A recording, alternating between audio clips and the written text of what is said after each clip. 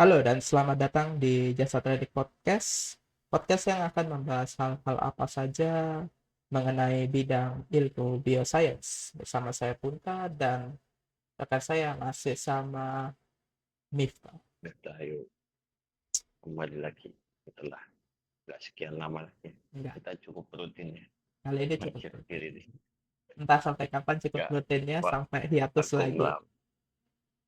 Dan kita inspirasinya pengarang Hunter x Hunter ya. Iya, ya mulai nulis lagi, kita mulai membahas lagi. Oke, Oke, mau bahas apa nih kita kali ini? kali ini Bahasan lama, bahasan baru, bahasan ini nggak lama, baru-baru amat. ini lama, bahasan lama sebenarnya. Bahasan lama tapi juga baru tren kebelakangan ini, tapi karena baru tren Masih trennya, masih cukup masih cukup lama juga ya, hype-nya. hype-nya cukup lama, cuman apa ya, belakangan banyak apa ya, kayaknya miskonsepsi deh soal ini, jadi kita bahas eh, berhubungan dengan epigenetik, tema yang lagi populer saat ini, tapi kita fokusin pada DNA metilasi. Oke, Jadi seperti tapi yang genetik masih populer juga ya ini, edging ya. justru karena epigenetiknya masih populer, makanya Oh gitu, makanya metilasinya. DNA metilasi itu cukup relevan untuk dibahas. Malah karena dia populer, jadi banyak miskonsepsi soal DNA metilasi ini. Jadi Apa-apa tuh kasus miskonsepsinya jadi, belum kita bahas. jadi banyak miskonsepsi soal kayak misalnya DNA metilasi ini kan berkaitan dengan aging nih. Jadi semakin tua kita, semakin jadi orang tuh beranggapan kalau sudah tua, DNA metilasi di gennya itu banyak, makanya menimbulkan penyakit. Itu nggak salah, tapi nggak sepenuhnya benar gitu. DNA metilasi Iya, ini kan iya, iya. sebenarnya tombol on off, jadi bukan cuma nge-offin gen, tapi dia juga bisa nge-onin gen tuh.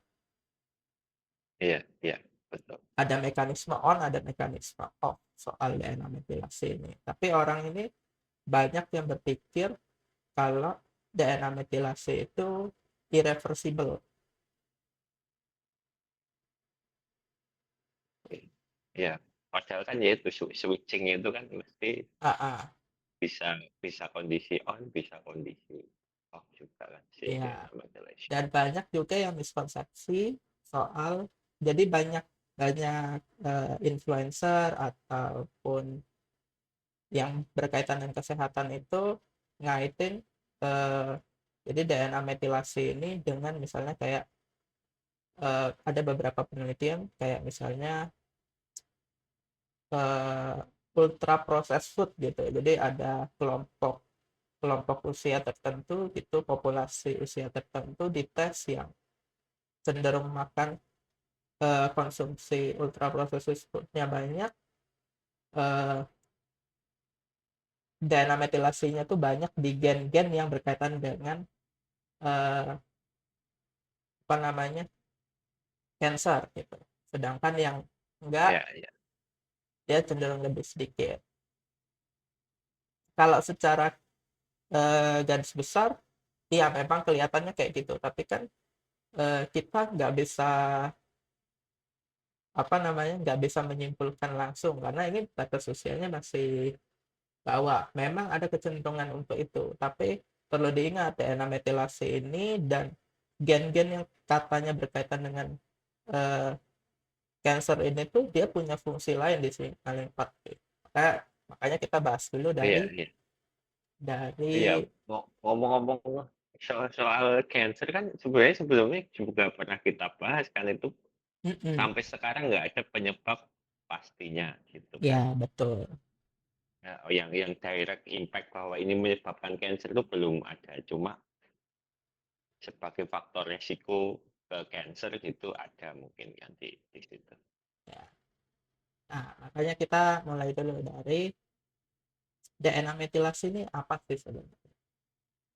Jadi kan kita tahu nih, intinya kita tahu DNA metilasi ini saklar on off gitu, terus berkaitan dengan epigenetik gitu. Tapi apa sih sebenarnya si DNA metilasi? DNA metilasi, DNA yang termetilasi berarti. Ya, dia ngapain gitu pada dasarnya? Kenapa kenapa kok bisa dianggap sebagai suatu apa ya, marker epigenetik gitu?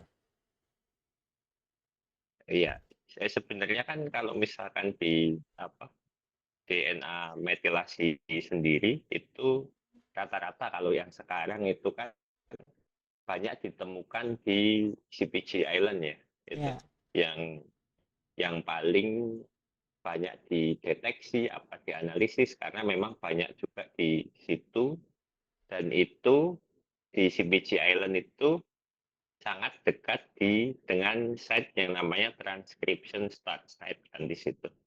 mm-mm.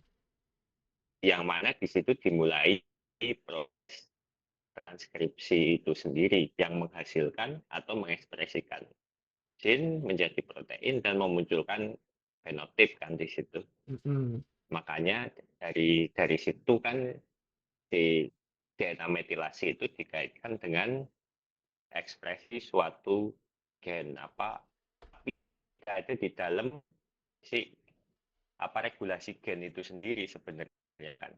Kan di Ya, luar dari TSS saja kan itu udah nggak masuk gen sebenarnya transcription start set kan itu baru ya, baru start aja kan ah, itu ah, masih ada 30-10 itu kan di data mm-mm. box juga kan itu Ya, di situ makanya itu disebut epigenetik di situ.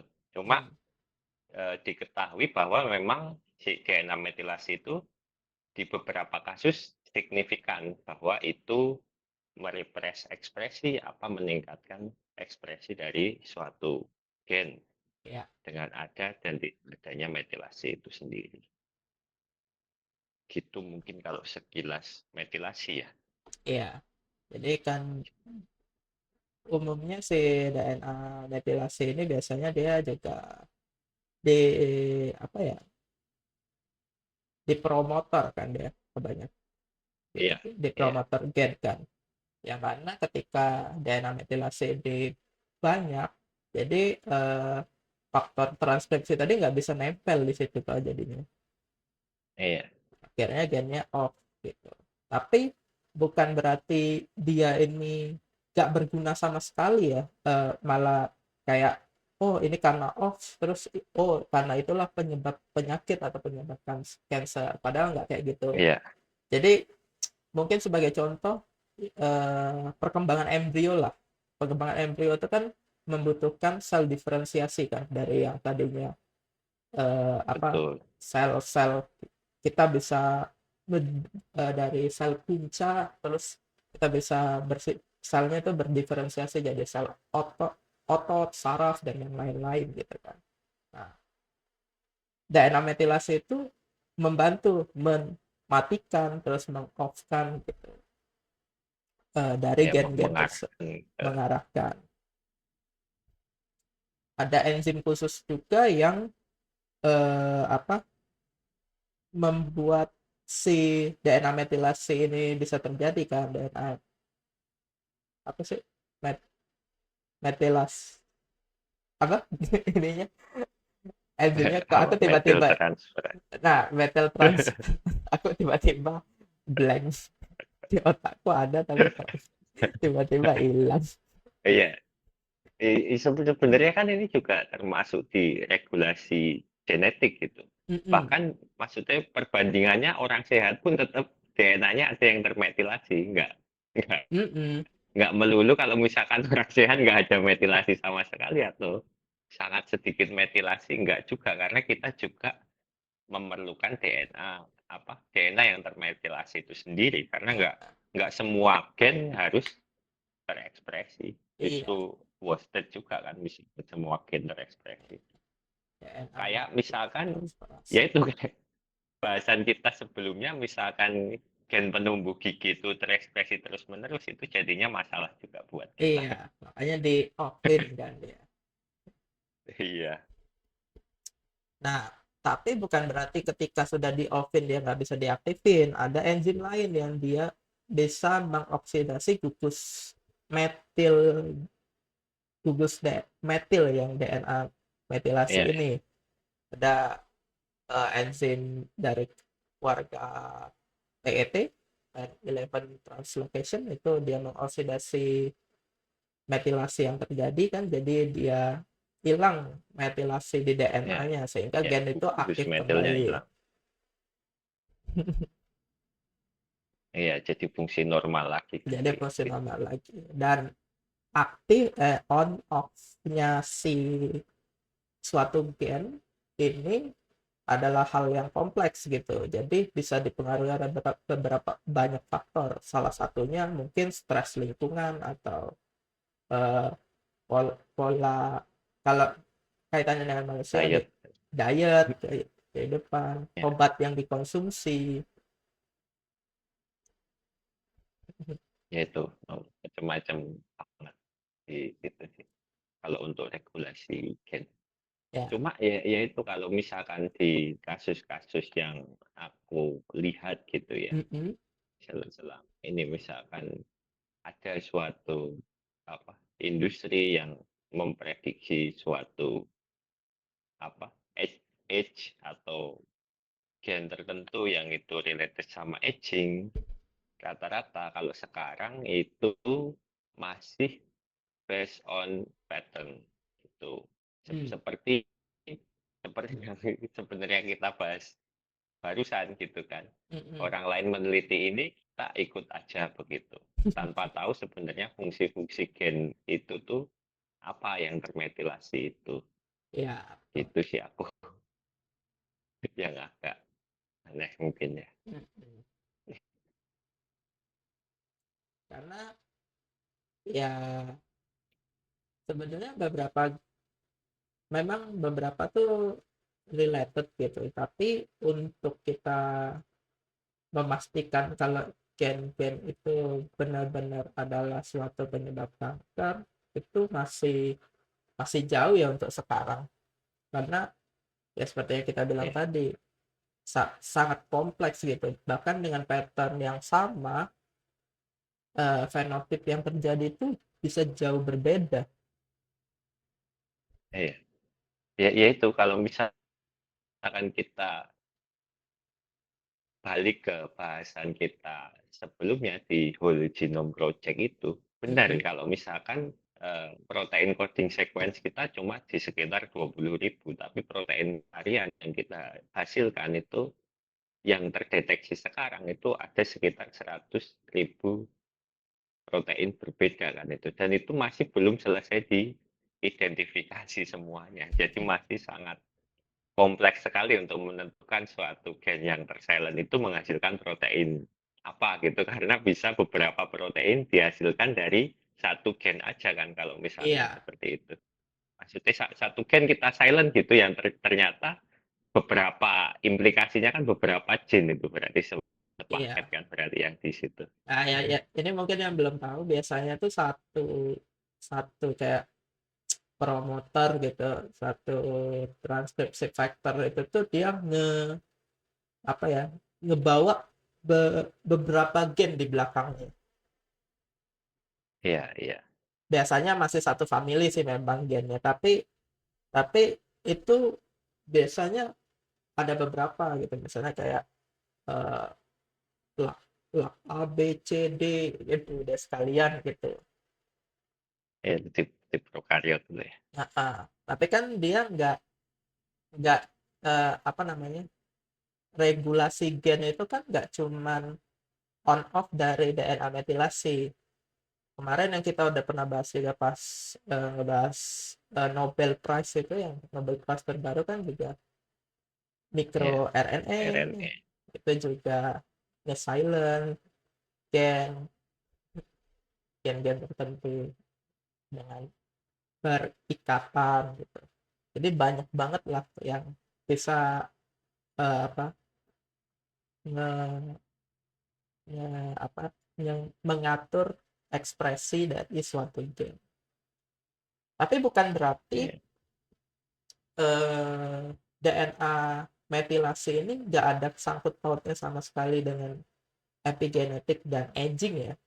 Kita ini cuma iya, meluruskan aja bahwa DNA metilasi ini tuh nggak sampai saat ini memang merepresentasikan gitu status apa ya namanya epigenetic clock ya, epigenetic clock iya, gitu. iya. Edge clock. Tapi untuk hal-hal lain dia tuh masih di ranah yang abu-abu. Kita belum belum bisa memastikan banget. Walaupun ya sampai Iya, Pak. Bahkan di clock itu kan ada yang bisa memprediksi kematian kan itu. iya Berapa? ya itu kan terlalu jauh ya. Iya, iya. Umur seseorang.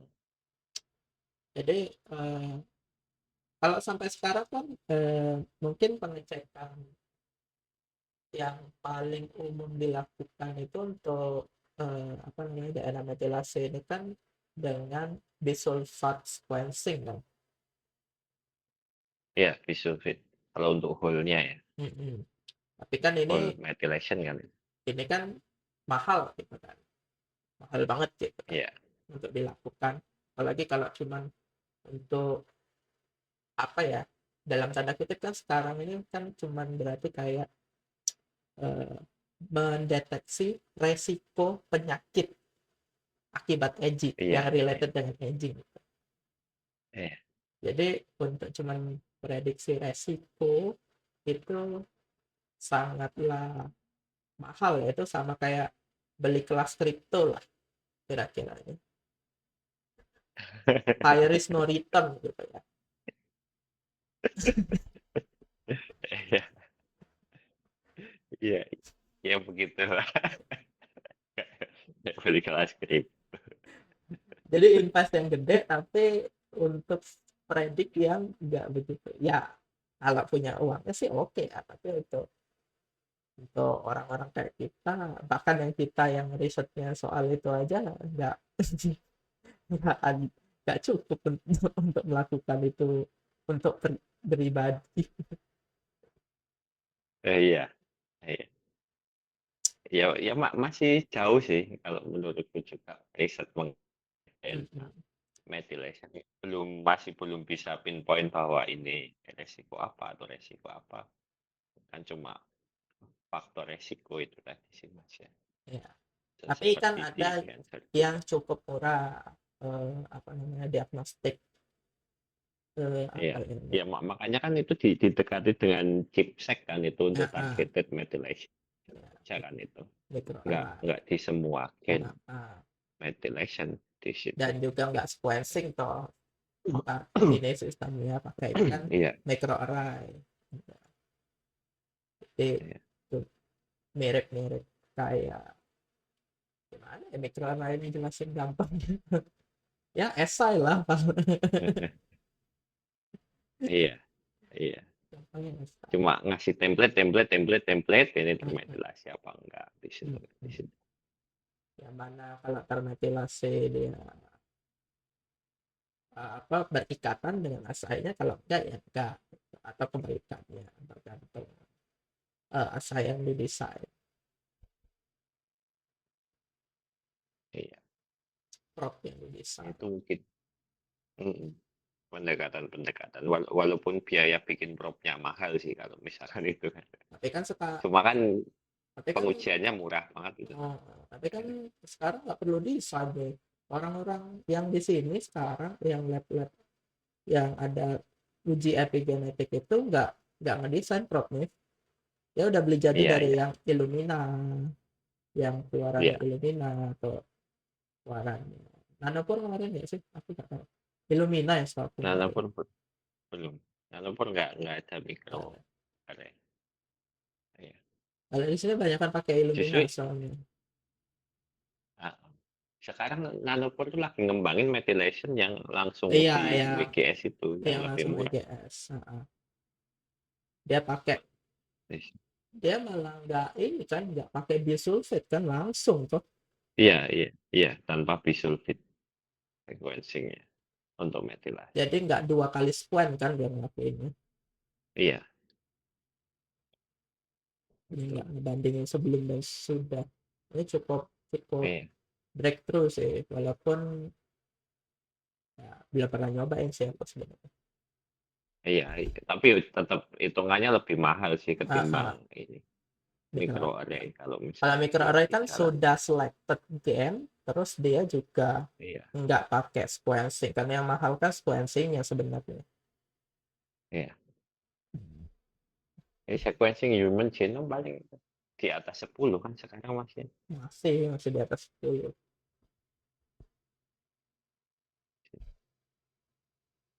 Soalnya cukup besar gitu. Tapi ini ya, ini Selain itu kan kalau misalkan masuk ke whole gimana? lanjut lanjut lanjut dulu. Ya, ya itu selain itu kalau misalkan masuknya ke whole genome kan masuk buat data analisis juga jauh lebih berat ketimbang microarray itu tadi kan. Iya, betul itu. Karena datanya kan sangat kecil sekali itu tinggal langsung dapat diarahkan ke beta value selesai Iya, gitu kan langsung bisa dianalisis macam-macam. Sedangkan dari whole genome kan konversinya banyak mas ya panjang. untuk ke penilaian. Tapi ini bel- aku belum pernah nyari jurnalnya sih terus terang, karena memang bukan interestku ya untuk epigenetik gitu. Untuk cuman ya tahu kulit-kulitnya doang. Cuman aku mikir ya metilasi ini mungkin eh, dia itu kan related dengan aging ya. Ada kemungkinan Iya, DNA metilasi yang terjadi yang related dengan aging ini sebenarnya melindungi tubuh kita. iya, Kita ya nge-silent itu, gen-gen itu untuk melindungi kita kan, pada dasarnya secara sistem biologis kan kita nih nge-silent yang nggak dibutuhin toh. Nah ketika kita makin tua iya, mungkin nggak dibutuhin lagi karena misalnya untuk penghasilan ATP-nya udah terlalu berat gitu, kayak misalnya penyakit-penyakit yang kayak diabetes segala macam gitu, sebenarnya itu di silent supaya ya itu untuk nge-trigger sesuatu yang lain untuk pemulihan sel dan yang lain-lain. Itu juga iya, menurutku itu juga yang terjadi di cancer kan. Cancer kan selnya itu nggak di stop kan pembelahannya. Mungkin karena kondisi orang-orang yang cancer ini sebenarnya karena misalnya tubuhnya ini butuh untuk ngeregenerasi gitu. Karenanya nggak di stop itu iya, pembelahannya. Tapi karena selnya sudah nggak stabil lagi bentuknya ya makanya jadinya rusak gitu. iya, ya, ya itu sih sangat memungkinkan sebenarnya karena itulah sebenarnya kalau kita lihat gitu kan, makanya kalau misalkan ada metilasi berarti kita bisa mendeteksi suatu apa ya namanya eh, penyimpangan tertentu dari tubuh kita kan berarti di Mm-mm. situ. Misalkan itu mekanisme defense gitu kan. Mm-mm. Berarti ini tubuh ini sedang defense nih kalau misalkan ada metilasi di daerah-daerah tertentu gitu kan. Ya, Itu yang mungkin bisa dilakukan untuk prediksi macam-macam gitu mungkin. ya. Dan ini juga mungkin bisa diterapin untuk kayak misalnya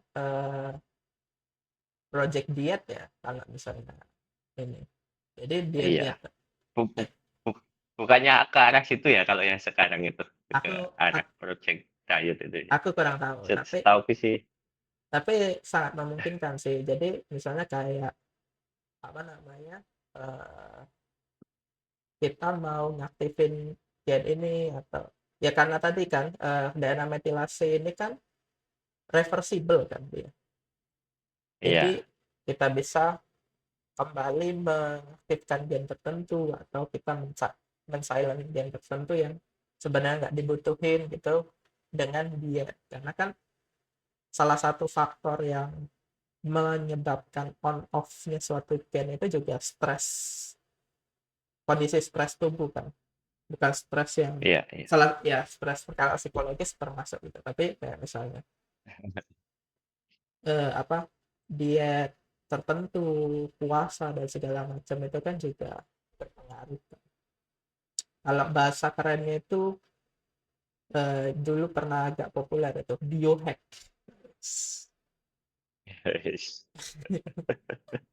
Ya kan, Iya, pas zaman iya, covid itu cukup populer itu biohack. Jadi kita iya, apa, memanipulasi fungsi apa, sistem biologis di dalam tubuh kita dengan cara diet atau pendekatan lainnya yang bisa kita kontrol. iya, iya, iya, bisa masuk ke situ sih sebenarnya, Mm-mm. ke ke itu. Pernah nge-tren juga nggak sih itu biohack itu? Wak Ngetren, ngetren. Pernah ngetren iya. pas COVID itu, aku bilang pas COVID. Oh iya, iya. Kayaknya sebelum Covid juga ada beberapa itu deh, Iya, event kayak gitu. ya nanti kita bahas di jasa training podcast berikutnya. Biohack. Oke. Saya seru sih itu. Karena daerah metallurgy ini sebenarnya kalau kita mau utilize banyak banget penggunaannya ya. Terutama kalau Mhm. kita ngomongin eh, metabolic engineering sama synthetic biology. Karena kan on off gen ini bisa di utilize sedemikian rupa untuk misalnya kita mau ngasilin eh, metabolit tertentu gitu. Iya, iya. Ya itu kan dengan tahu yang nggak terekspresi, seharusnya kita juga bisa tahu yang terekspresi gitu kan. Mm-mm. Cuma cuma ya itu masih pandangan kita sih masih belum keseluruhan kalau sampai sekarang karena mekanisme spliceosome itu tadi masih Iya, belum bisa full predict ini gen tuh jadi apa sih nantinya gitu. iya, Yang agak misalkan itu. ya, Kalau kita, oh iya ini terekspresi, cuma jadinya apa gitu kan. ah, ah. Ya itu orang mikro RNA kemarin aja udah wow banget gitu. Eh, Dia pengaturan gennya benar-benar out of box, benar-benar breakthrough Iya, banget ya. iya, iya. Bahkan Ya, itu di sela-sela itu kan itu. mm, ya, tubuh kita masih menyimpan banyak misteri yang cukup menarik untuk dibahas ya. Siapa tahu podcast ini memunculkan rasa ingin tahu dari para peneliti atau dari orang-orang yang mendengarkan, yang mau mengungkap misteri-misteri itu. Ya mungkin sekian dulu jasa training podcast episode kali ini. Saya Punta dan rekan saya Miftah. Sampai jumpa di jasa training Yo, podcast bye-bye. berikutnya. Bye bye.